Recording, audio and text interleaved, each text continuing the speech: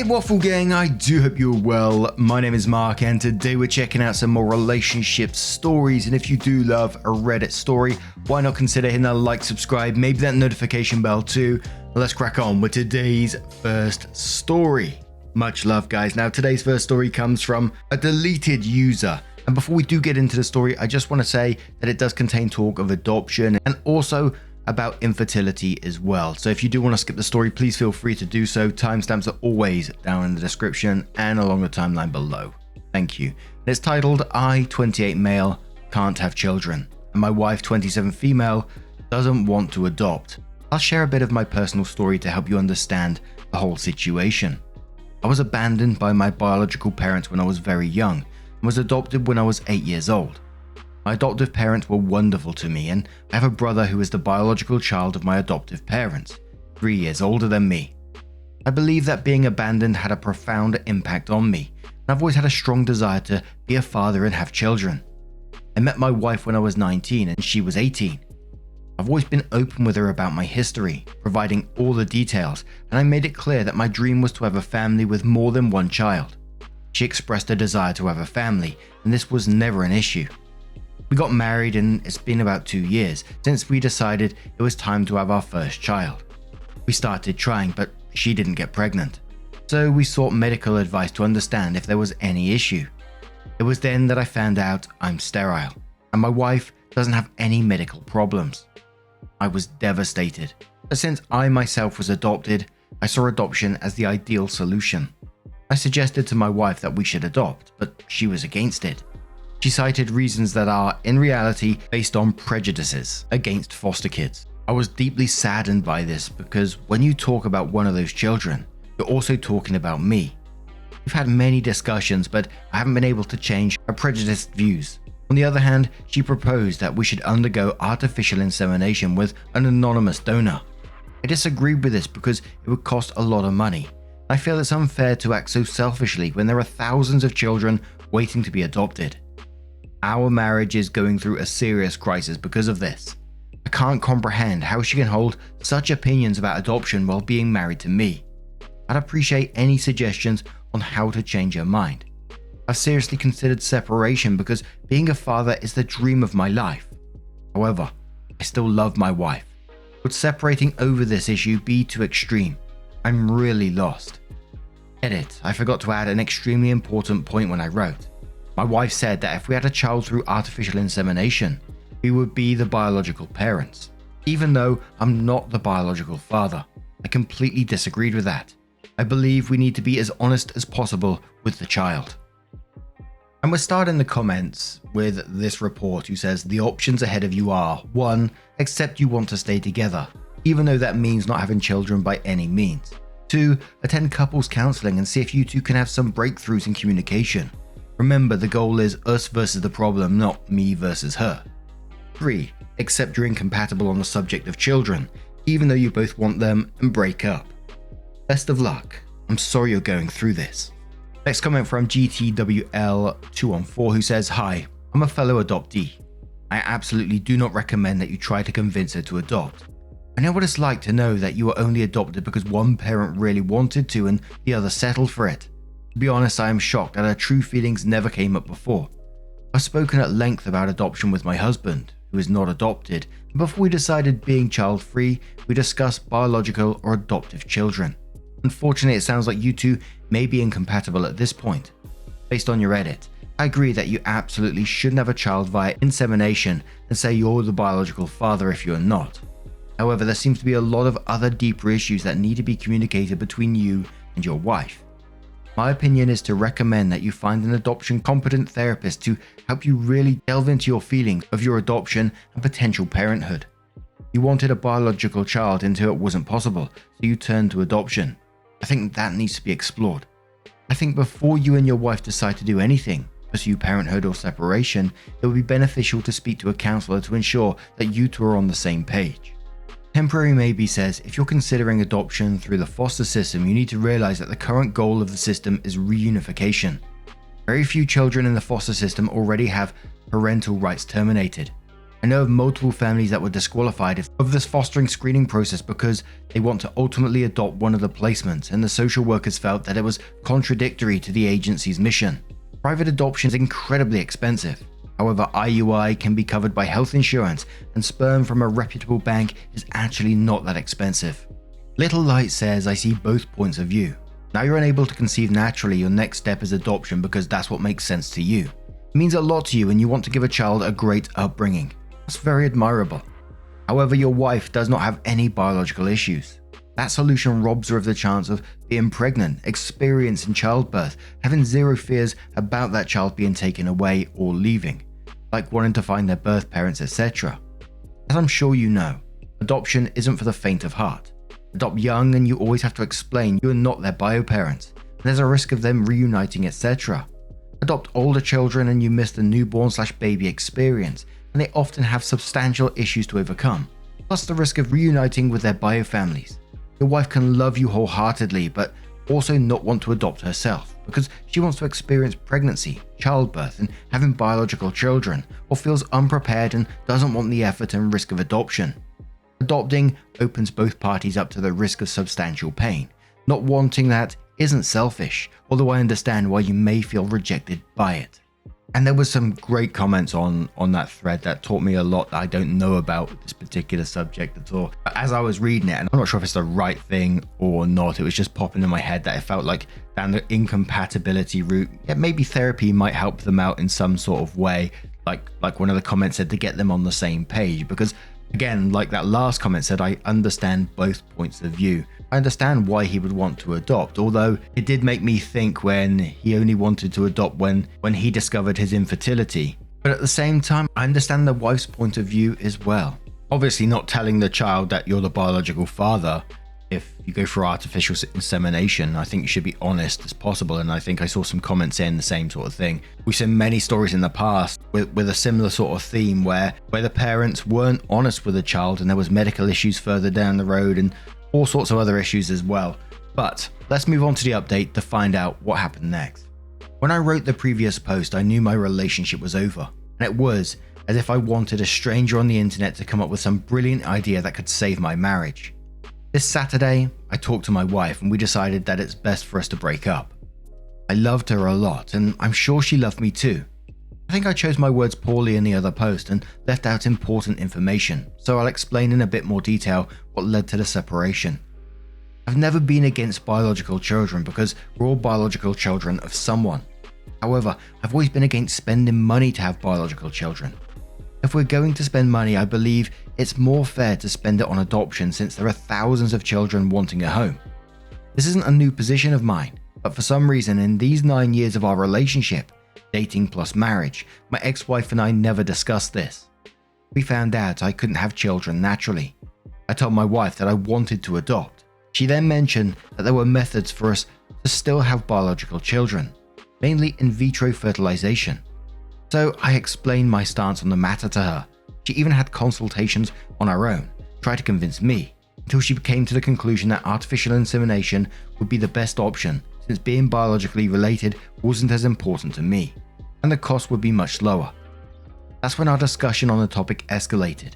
She saw that I wouldn't budge, so she started saying extremely negative things about children who are up for adoption.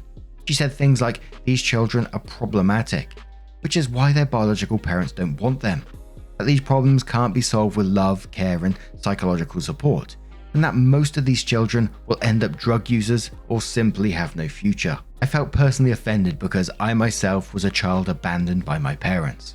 When I told her that, she simply said I was an exception. I feel that her saying these things is like a black person being married to a racist. I feel that if she had known from the beginning that I was a child who was abandoned, she wouldn't want to be in a relationship with me. I feel that she would hate me without even knowing me. Furthermore, she has the right to be a biological mother, and I was taking that right away from her, which was also extremely unfair of me. For these reasons, I ended our relationship. Unfortunately, in the previous post, many people also made prejudiced comments about children and the adoption process. The adoption process is not traumatic. It's the process of being abandoned by biological parents, the waiting to be adopted, and many other things that can be traumatic. I understand those who say that children have traumas, but please Give them a chance. They're not to blame for what happened to them. I know not everyone is ready to adopt, but at least don't speak ill of the process or discourage those who want to adopt. I was adopted at an older age than the average, graduated from college and never caused any trouble for my parents. Of course, I have my personal issues, but I don't think I ever caused any problems for my parents because of them. The happiest day of my life was the day I was adopted. I remember that day every day. And I think I have to say the comments below this one were all over the place, like against both of them after that. But now I'm going to turn this one to you guys. What do you guys make of that situation? Let us know your thoughts down in the comments below. And let's move on to another story.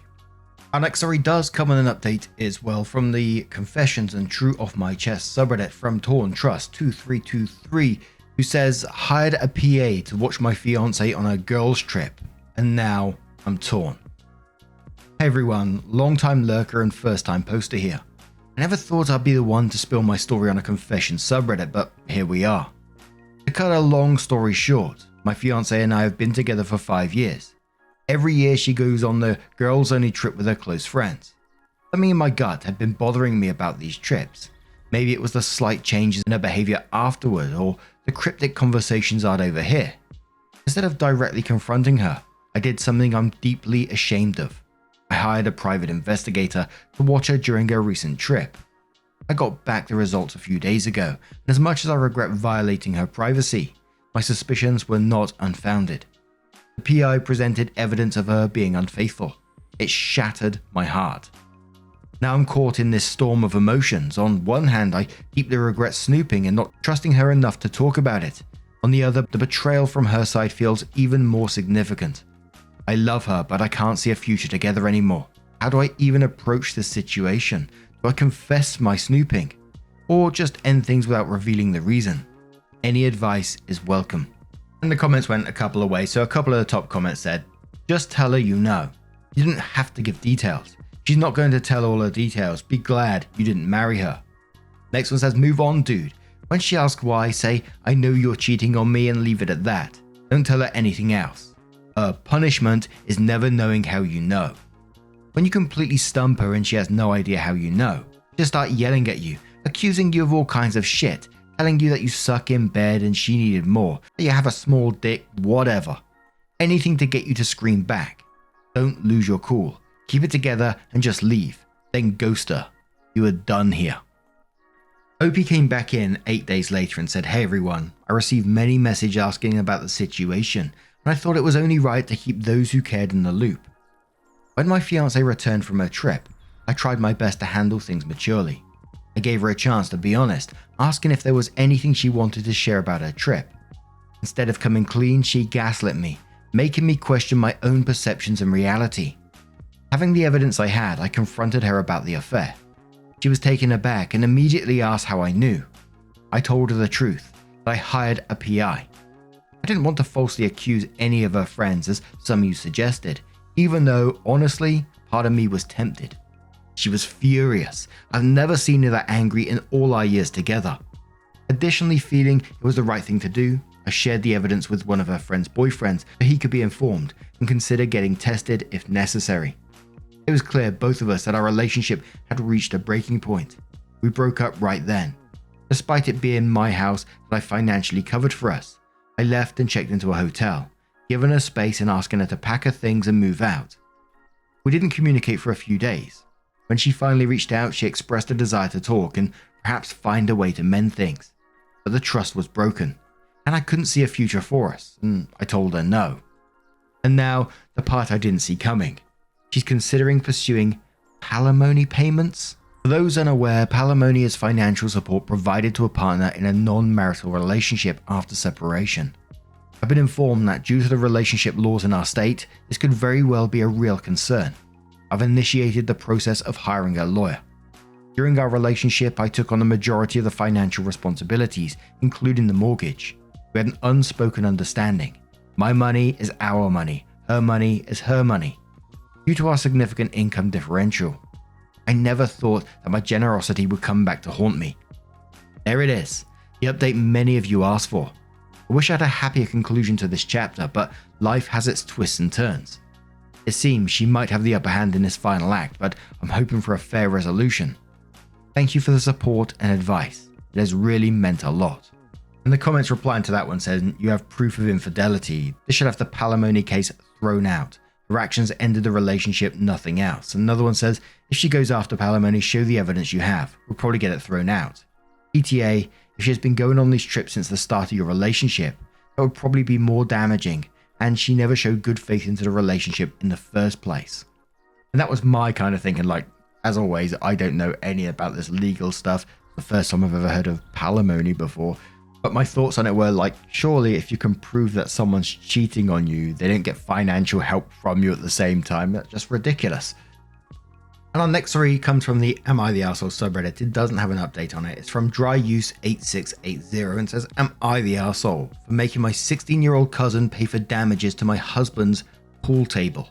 I, 39 female, and my husband, 38 male, had some of my relatives over a couple of weekends ago. Of the family that was over were two 16-year-old male cousins. My husband has a fully decked out man cave with arcades, a pool table that flips into an air hockey table and ping pong table. He allowed the boys to initially go upstairs and only play on his PS5. We have rules for all of the house, and that's just respect our stuff and return it to how you found it. The boys decided after an hour of playing PS5 they wanted to play ping pong. My husband is not confrontational, but asked they be careful and don't mess up anything. Then the boys removed the ping pong table and began playing pool. We hear them screaming and having fun, and one of them we will call A yells, 'I hit that ball so hard that it popped over another.' 30 minutes later, I hear the air hockey table and the boys are playing, A being very rambunctious to the point that several members had to tell him to calm down. I was cooking at the time, but briefly went upstairs and told both they could have fun but chill out and not play aggressively. Both boys agree and continue to play air hockey. After they leave, my husband notices huge scratches across the air hockey table and a huge scratch and dent in the pool table. I asked both A and B separately what happened. B stated he didn't want to snitch, but that he didn't scratch up either table. A comes over later and after lying admits that he scratched the air hockey table by playing with the mallet or striker upside down. Mallets have felt on the bottom to avoid scratching. A used the plastic knob to play. The entire side of the air hockey table has about 40 deep scratches. I showed A the pool table and he apologized for roughhousing. I told him he could repay me via help with yard work and gardening bi-weekly until the end of the year. My lawn is maintained, so it's really just time for us to talk, garden and make sure all is well in the world.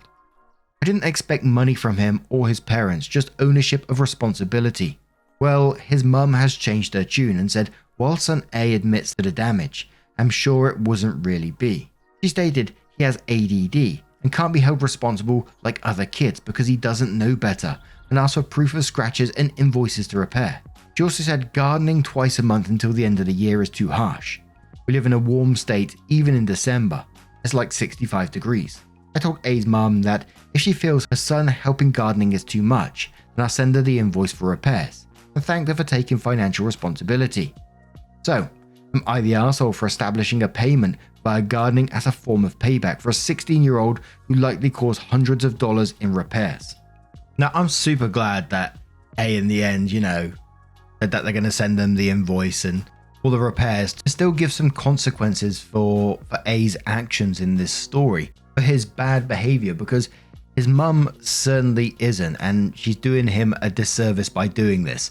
And they've likely just lost the privilege to this man cave and playing on the PS5, because if they can't respect the property, then why would you let them use it? Which, is going to be a real shame for them as well. It's going to be another consequence of their actions here. But Chronicler sort of says, and quotes, I told A's mum that if she feels her son helping gardening is too much, then I'll send her the invoice for the repairs and thank them for taking financial responsibility. And then says, good for you, not the arsehole. UTL Scissors says, not the arsehole. ADD is no excuse for playing with a mallet upside down. If this woman would rather reimburse you, let her. Clearly she doesn't want to teach her son to take responsibility for his actions, and she doesn't want anyone else to either. Dry Sandwich says, not the arsehole. You're doing exactly the right thing here. They're your relatives, so you're dealing with them and not leaving it to your husband to do it. You're getting a fair outcome for your husband. I agree with you completely. If A's mother has a problem with A doing yard work, then she needs to pay for the damage. Her reaction is strange.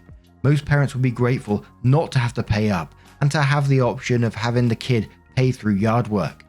I wouldn't have roughhoused to the point of damaging someone else's property as a kid, and A's mother's attitude shows why A does it.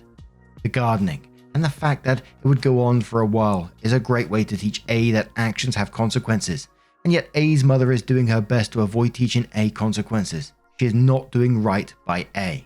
And the comments pretty much continued down that route as well. But now I'm going to turn this one to you guys. What do you guys make of this situation? Let me know your thoughts down in the comments below. Now, just a huge thank you for joining me today, getting involved in the stories. Your love, your support, your time always means the absolute world to me. So thank you so much. You're incredibly awesome. And hopefully I will see you in the next one. Take care and much love. Yeah, man, I remember being so naive when life was good, weather and palm trees. Back in the day, you were everything I need. But then along came a time when you crushed my dreams. Oh yeah, you played me like a fool when you made me believe that the line between love wasn't thick enough to read. Oh yeah, you see we in despair, crime everywhere. You're selling false hope cause you just don't care. Nah, you just don't care. Nah, you just don't.